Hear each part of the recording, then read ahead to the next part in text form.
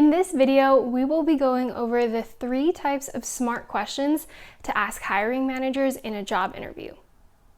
We'll also go over some examples and break down why you might want to ask these questions and what you can learn from the interviewer's answers. Hi, my name is Laurie and I'm a career coach who has been on both sides of the hiring process many times. I'm the founder of Post College Journey, and this channel is all about job hunting tips that will help you launch your career after college. If you are in the market for a new job or internship, hit that subscribe button below so you don't miss out. Before we dive in, I want to know, what are some of the questions you've asked interviewers that have gotten you great responses? Don't forget to take a look at the other comments, and if you learn something new, let that person know. All right, let's dive right in. Like I mentioned, I'll give you some questions in this video that you can ask, but first I want to share 3 important notes. The first is that nothing impresses an interviewer more than an original question. So while these questions are really great to have and to start off with, as you get more interviews under your belt, I want to also encourage you to create your own questions. The second is that after sharing each question, I'll share why this is a good question to ask, but I'll also share how you can use their answer to show that you're the right fit for the role, and how to use their answer to determine if this role is right for you. This is because while you are interviewing, yes, you are there to say that you're the best candidate for this role, but it's also important for you to determine if you want this role too. And third, I'm going to share a lot of questions with you in this video, but I recommend choosing 5 questions and then ranking them, because usually at the end of an interview, I only have time for 3 questions. So let's dive right in. The first type of question you should ask is about the role. Overall, asking clarifying questions about the role will give you insight into what your day-to-day would be like. The first question I want to share with you today is, I've read the job description, but I was wondering if you could share in your own words what this role entails. So I didn't come up with this question myself, but it was too good not to share. The YouTube channel Self-Made Millennial recommended asking this question. I'll link her video in the description. It's a good one to also check out. I wanted to start off with this question because she recommended asking this question at the beginning of an interview. If an interviewer asks you if you have any questions to start, you now have something that you can ask. I've only experienced this a handful of times, so it doesn't happen often, but each time this has happened, I've been at a loss for words, and I used to say, not at this time, but I have questions for the end of the interview, which I didn't love, but I just didn't know what question was appropriate for the beginning of an interview. All right, on to the questions to ask at the end of an interview. The first is, what does success look like in this role? This is a good question to ask because it shows that you are there for more than just a paycheck, because you want to know how you can do a good job. I like to ask this question because their answer to this question shows where priorities for the hiring manager lie. This means that in your thank you note and next interview with them, you will have more insight into what the specific needs are for this role and company. You can also use their answer to ask yourself if their description of success sounds like something you'd be excited to set as a goal. Question 2 is, if everything could go your way for the person in this role, what will they have completed in the first year? Some people recommend asking this question with a shorter duration, like what will they have completed in the first 90 days? However, if you are applying for an entry-level role, the 1-year time span might garner you a better response. I remember when I asked this question in my job hunt for my first marketing job, the response was almost always like, there'd be some hesitation, and then the interviewer would talk about the onboarding process. And I think that this is because for entry-level employees, it's important to be a sponge, to learn how things are done at the company and understand why things are done the way they are done. This way you can be really effective in your role. Actually, the book First 90 Days is a good resource to read before your first day in a new role, so I'll link that down in the description. This question is also a good question because it shows that you are thinking about the long term and the bigger picture.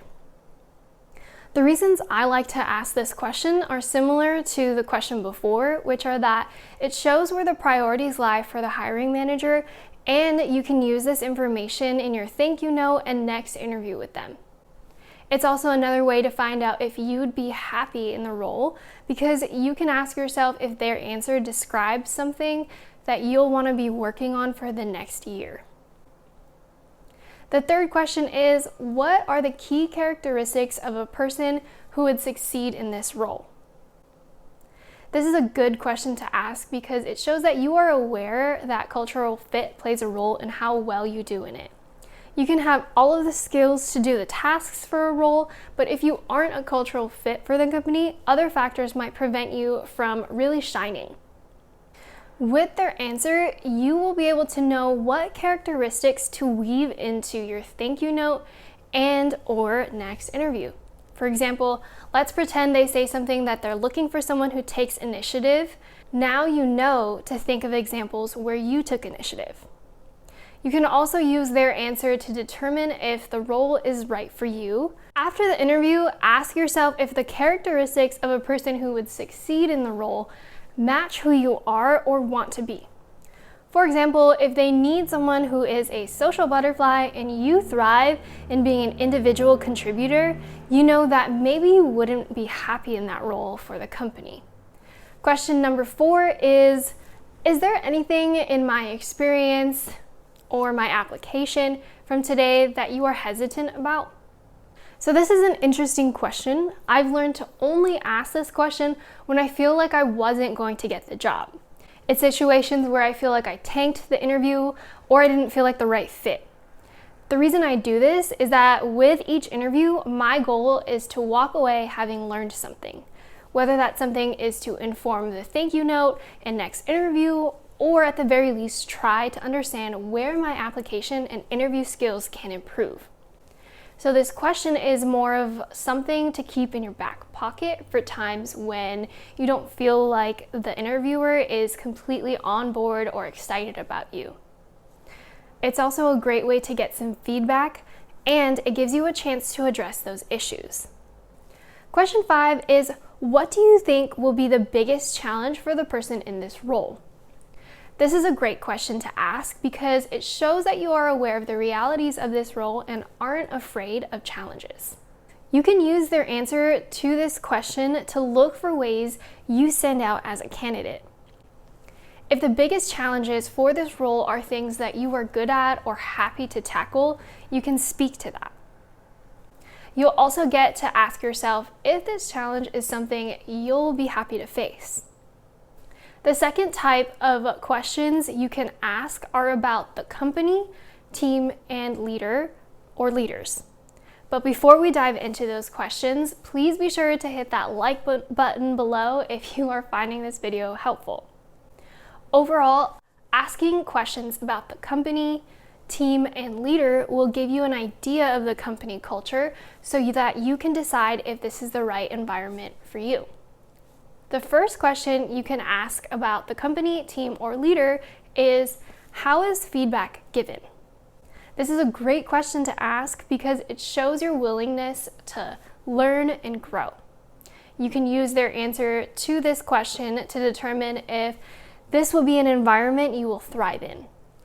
You also might get information on whether the company has an official process for performance reviews, which give you insight into how quickly you might be eligible for a promotion.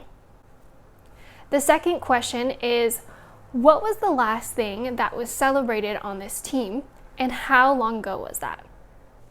This is an example of a pretty personalized question. I used to be in the camp of know how to tell yourself you're doing great, but when you're working really hard and no one is saying good job, it's really, really hard. So now I've just accepted that I need to be in a culture where my hard work will be verbally recognized and appreciated. It doesn't need to be in front of other people. I just need to know that it will happen. And you might be surprised how caught off guard people are when I ask this question. I've had some interviewers react with, "Oh, that's a great question. We actually just celebrated this last week." And some interviewers react with, "Oh, that's a great question. We could be doing a better job of that." The third type of question is about next steps in the interview process. The question I like to ask is, what are the next steps in the hiring process, and what does the hiring timeline look like? I feel like asking this question is pretty common sense, but I've definitely forgotten to ask it and kind of had a facepalm moment about it later. Asking what the next steps are will give you an idea of how to prepare for the next interview. And asking what the hiring timeline looks like will give you an idea of their ideal timing to fill the role so that you know when you can follow up or when you can just move on. If you forget to ask this question, don't worry about it.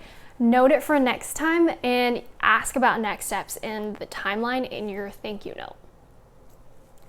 Before you head to the next video, please hit that like and subscribe button below if you haven't already done so. And tap on that notification bell so that you don't miss out on career tips. And most importantly, if you found this video helpful, please share it with a friend that you think will also find it helpful. All right, I will see you in the next video.